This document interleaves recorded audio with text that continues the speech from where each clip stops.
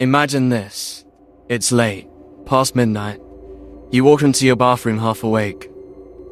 The lights are off. The only illumination is a single candle on the sink. You glance at the mirror before leaving. The candle is only illuminating the right side of your face. The rest dissolves into shadow. Your reflection looks flatter than usual, less defined. You blame the lighting, you blame the hour, and you blame the fact you're still half asleep. Wind starts to howl through a crack of an open window, which then causes the door to slowly close on its own. The latch sounds damaged. You lean closer to the mirror. Your breath fogs the glass and then clears. You then remember something your friends used to talk about. A ritual. A game. Out of curiosity and wanting to have a little fun, you try it. You say the name once. Bloody Mary. The candle flickers a little more aggressively. Then you say the name for a second time.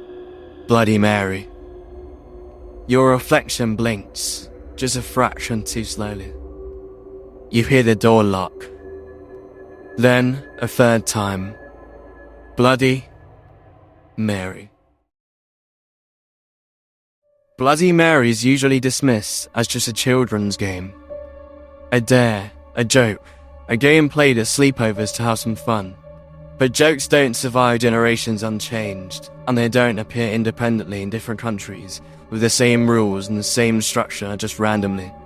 That comes from something else. That comes from tradition, curiosity, and the human need to safely approach fear and see if the legend is actually true.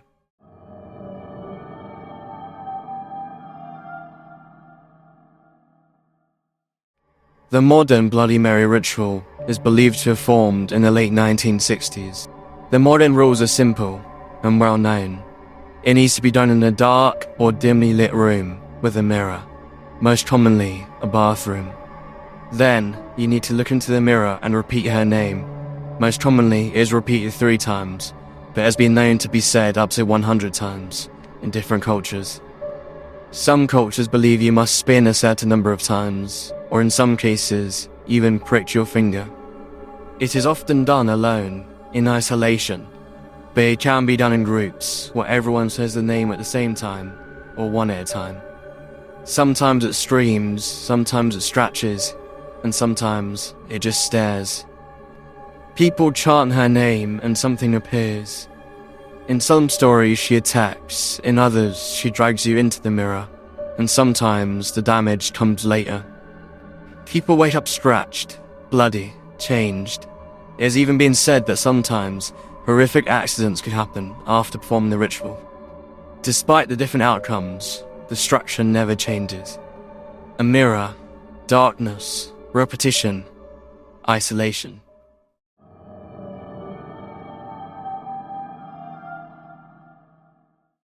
People swear these stories really happened. One story goes, a friend of mine said that her roommate tried this and ran out screaming from the bathroom. She was shaking and appeared genuinely terrified and refused to talk about the incident. But those who were around her when she came out noticed that her hands were clenched and were covered in blood. Another one says, sure she exists. When I was 12, with a friend of mine, we chanted 3 times into the mirror, Bloody Mary. We made a joke of it and went to bed. However, in the morning, I had a finely scratched letter M on my forehead, and my friend had the same on her forearm. What matters is these are real people who have real experiences. Sure, some might be lying, but what if some are telling the truth?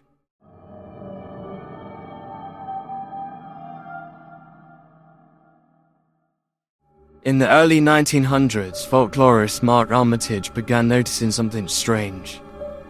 Children across England were describing the same ghost. Always female, always in bathrooms, and always in the same stall. Adults had no idea the stories existed. Researched at over 120 schools, he found 65% of them had identical legends. Different stalls had different names, but always the same figure. The White Lady, the Green Lady, and the Grey Lady. One story, however, reported a male ghost called the Vaker.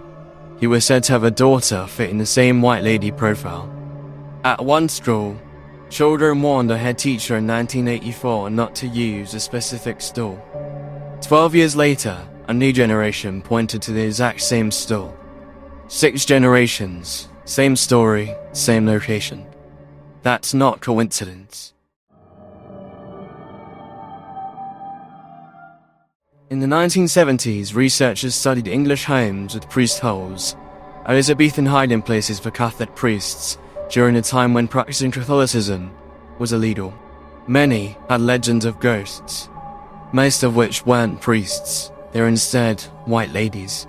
And when causes of death were given, nearly all involved falls from high places. That same detail appears again and again. Not every version of the ritual uses a mirror.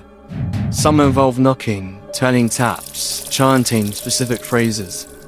Sometimes the ghost appears from a stool, sometimes from thin air, and sometimes it appears from outside, slowly moving towards the building. The rhymes are eerily consistent. Accusations of a dead child, a fall, a woman wronged. The details shift, the accusation stays. The village of Wadsworth, Illinois is believed to be one of the many places where Bloody Mary originated. Here, the figure is Mary Worth. Mary is believed to have lived there in the 1860s, where there was an access point to the Underground Railroad. The story goes, Mary captured slaves under false pretenses and sold them back to the South. Some say she practiced magic and tortured and killed slaves for her rituals. Eventually, the town turned against her and lynched her on her own property. However, the legend isn't just common in America. There are stories all over the world. Versions are known to exist in the UK, Sweden, France, Holland, Germany, Russia, the Czech Republic, Japan, and Thailand. It's a global legend with different names and methods, but the same framework and foundations. In Russia, she becomes a queen of spades, who was initially benevolent, but later cruel. She tells futures and grants wishes, and although the wishes are granted, they usually come at a price greater than the wish itself. Hair is taken as payment with no way to undo it. In Europe, historical figures are absorbed into myth. Writers, queens, countesses, good people in life, monsters in legend. In Holland, she is known as the Wit Dame, and in France, La Dame Blanche. In Spain, the ghost that is invoked is known as Veronica, and in Germany they use both Bloody Mary and Heilige Blutige Maria, which directly translates to Holy Bloody Mary. In Bulgaria, where it is survived, she is known as Dama Pika, which is similar to the Queen of Spades. The point is, the name changes, but the mirror remains.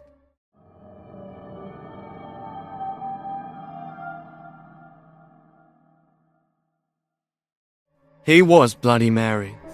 There isn't just one simple answer. Some say Queen Mary I, also known as Bloody Mary. As her name suggests, people tend to believe that she is most likely where the Bloody Mary legend originated. Mary I was Queen of England and daughter of Henry VIII and Catherine of Aragon, who ruled for 5 years in the mid-1500s. She was named for her persecution of Protestants and had around 300 religious Protestant deserters burned at the stake during her reign, thus earning her the iconic nickname Bloody Mary. Additionally, Queen Mary was also known as a woman who killed her children, and was believed to be a spirit bound to reflective surfaces. She also experienced several miscarriages and false pregnancies, which may be why some versions of the legend say that the Mary apparition appears with a dead baby in her arms. Mary Worth, along with Mary I, is commonly cited as the origin of the story, and a very strong contender, but no one can agree on what the story is. In some versions, she was a woman who killed slaves escaping the American South via the Underground Railroad. In others, she was a witch who was convicted and killed in the Salem witch trials. Though there is no evidence of Mary Worth's name being on the list of the accused, there was 20 women named Mary on the list. Some stories combine the two and say that she was using the slaves she caught to perform dark rituals, but was eventually caught and killed by the townspeople as a form of justice. Another common name brought up is Mary, Queen of Scots. Mary took the throne at just 6 days old. She would later marry a man only for him to die in an explosion 2 years later. The man suspected of killing her husband then became her new husband. This was all very suspicious, and Mary would end up imprisoned and her 1-year-old son would then become king. She would later plot to kill her cousin, Queen Elizabeth I, who was Bloody Mary's half-sister. She would go to trial for this and be executed, and in her death, possibly becoming the spirit known as Bloody Mary. The next name is Elizabeth Bathory. She was a 17th century Hungarian countess, who despite not being named Mary, definitely has the mythos to justify being a blood-soaked murderous ghost. It is believed that Elizabeth tortured and killed around 650 girls and women, bathed in their blood, and was accused of vampirism. Others say a witch. There are many nameless iterations being a witch. A woman that died too young, a woman who had her face horribly scarred due to a terrible accident, and a woman whose child died, in some cases, by her own hand. Some legends even go as far to say that she is the Virgin Mary. Some say she is the devil's sister, daughter, or even wife. In some stories, Mary isn't even based on a natural person, but is manifested into existence by the belief in her and the practice of her rituals, and small groups of people believe no one at all. Folklorists argue endlessly, because historically there is no one single source. What exists instead is something older. Centuries ago, a young woman would walk backwards upstairs holding a candle and a hand mirror, then stare into the mirror hoping to have a glimpse of their future husband. However, sometimes, instead of seeing their husband, they would see a skull in the mirror, which meant they would die before marriage. The structure and method of this ritual was near exact, only with a different meaning. Over time, divination faded, but the ritual survived. Mirrors have always been associated with spirits. In ancient Rome, priests practiced mirror divination. When someone died, mirrors were covered. This was to prevent the soul from becoming trapped. Mirrors aren't neutral, they're confrontational, and they don't always show you the truth. They show you yourself, sometimes reversed, flattened, delayed. In low light, your brain fills in gaps. Faces distort, features shift, expressions change. It's not hallucination, it's interpretation breaking down. The mirror doesn't add anything, it removes certainty. Stare into a mirror long enough, and strange things begin to happen. This is documented. Psychologist Giovanni Caputo found that most people see deformed faces or other beings entirely after prolonged mirror gazing. Your brain misfires, pattern recognition fills the silence, meaning appears when none exists. Darkness removes reference points, silence turns the attention inward. Every small change feels significant. When you say the name, you aren't summoning anything outward. You're anchoring your focus, and you're actively looking for something to occur. Repetition builds expectation, and expectation is powerful, as is your mind and your imagination.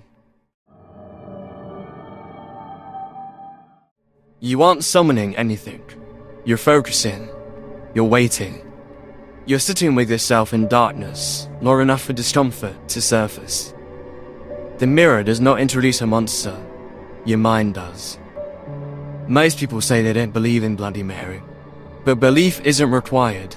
Participation is. And lack of belief doesn't mean lack of curiosity.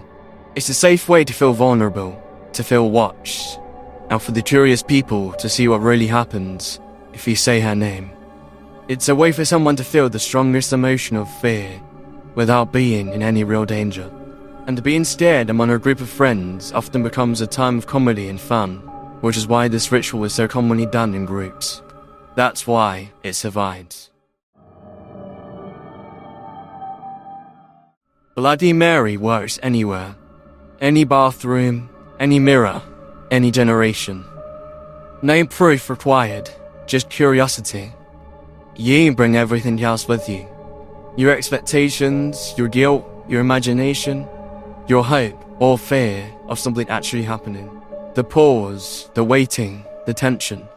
The moment you decide whether to say her name a third and final time. That's real. That's the ritual. The mirror doesn't introduce a monster. It asks you to sit in silence and darkness long enough for discomfort to surface. And for some people, there's horror in that. Think back to the beginning. Standing in the bathroom, the mirror, the silence. Nothing had to appear, the ritual already worked. Because the fear does not come from the mirror. It comes from staying long enough to wonder if you're about to see something you won't be able to explain or unsee. That's why people still whisper the name. Not because they expect Bloody Mary to answer, but because some part of them wants to know what happens if they keep looking.